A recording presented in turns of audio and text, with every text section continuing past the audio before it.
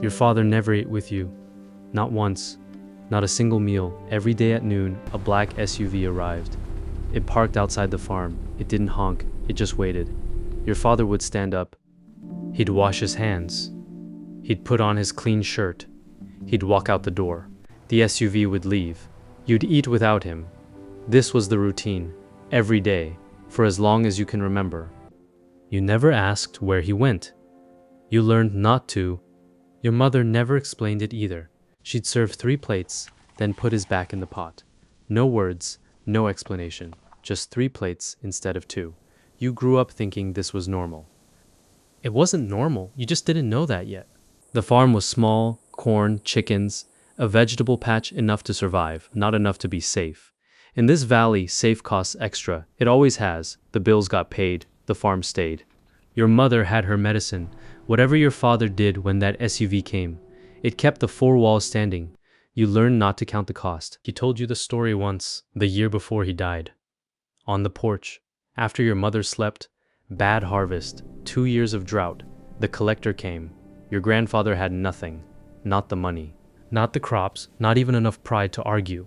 Then Don Aurelio arrived. He came with Father Mendoza. He always came with Father Mendoza. The priest was ballast, legitimacy, the thing that reminded everyone in the room that Don Aurelio was a man who went to mass. Your grandfather did something desperate. He pointed at your father, 29 years old, standing in the doorway. He told Don Aurelio this man hadn't eaten in 2 days. The whole family hadn't.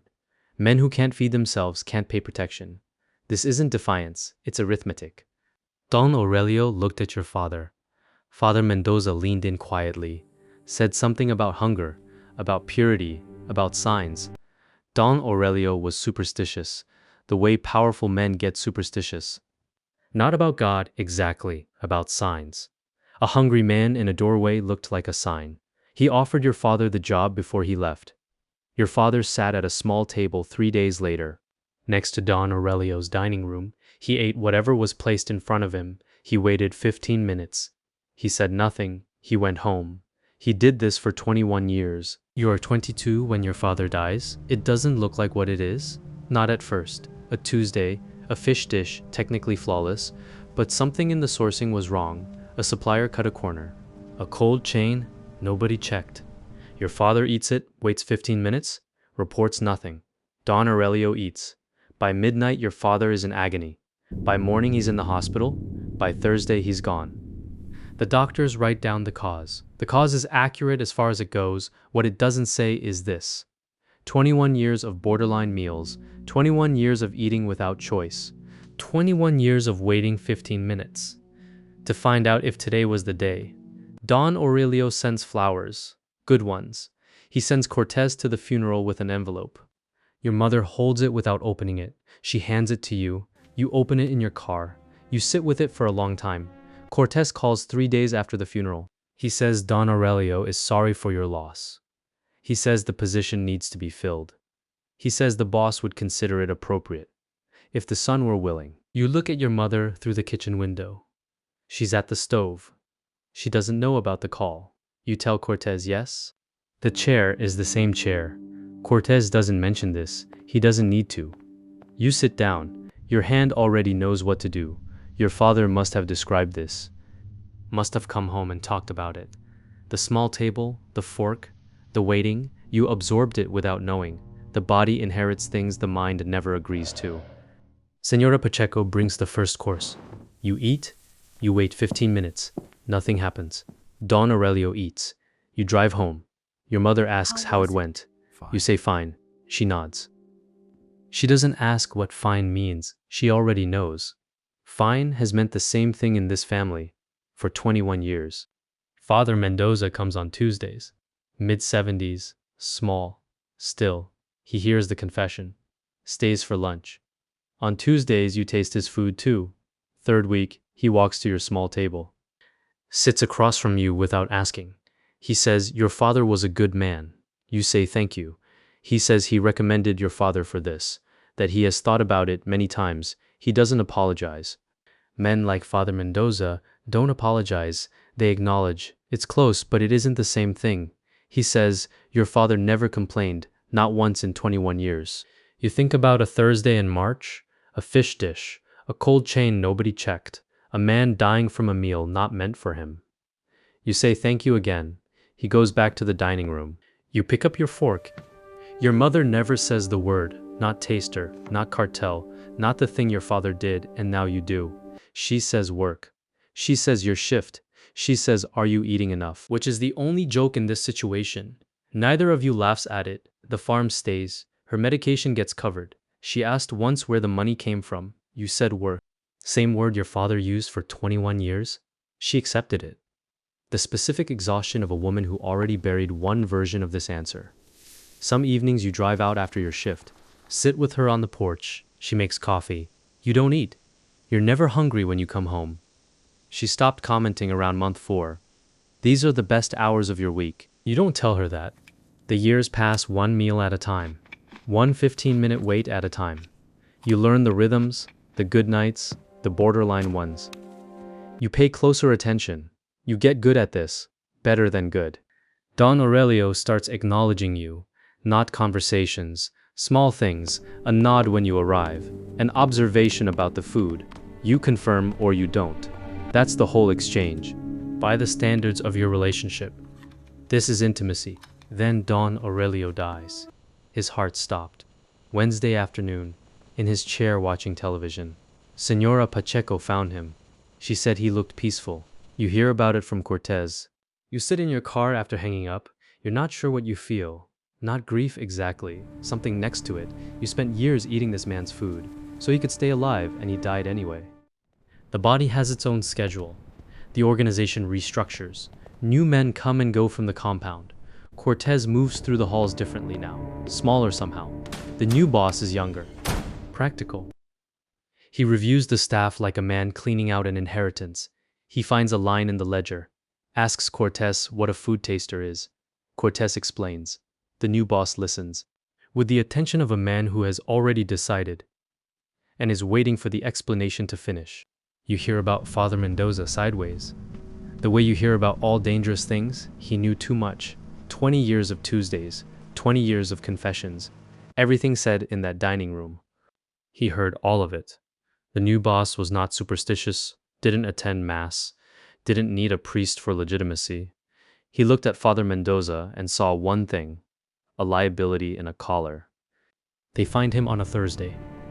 The official story is a robbery. Nobody believes the official story. You go to the church in town, you light a candle. You're not sure what you're praying for. Maybe that the acknowledgement counted, that sitting across from you at your small table, saying your father never complained. Maybe that was his version of confession. Cortez calls on a Friday. He says the new boss reviewed staffing. He says your position has been eliminated. He says there's a severance at the gate. The envelope is generous. You drive home. Put it on the kitchen table. Your mother looks at it. You tell her the job ended. She asks if you're all right. You say yes. She makes coffee. A week later, you are free. This is what you tell people. The problem is that free feels like nothing. Nothing you recognize anyway. You eat meals, and your body runs the old program. Without permission. You sit down with a plate, you wait. 15 minutes, cataloging every texture, every aftertaste, every signal your stomach sends back. Nothing happens. The food is just food. This should feel like relief. Mostly it feels like silence. Where there used to be something, you get a job at a grain cooperative.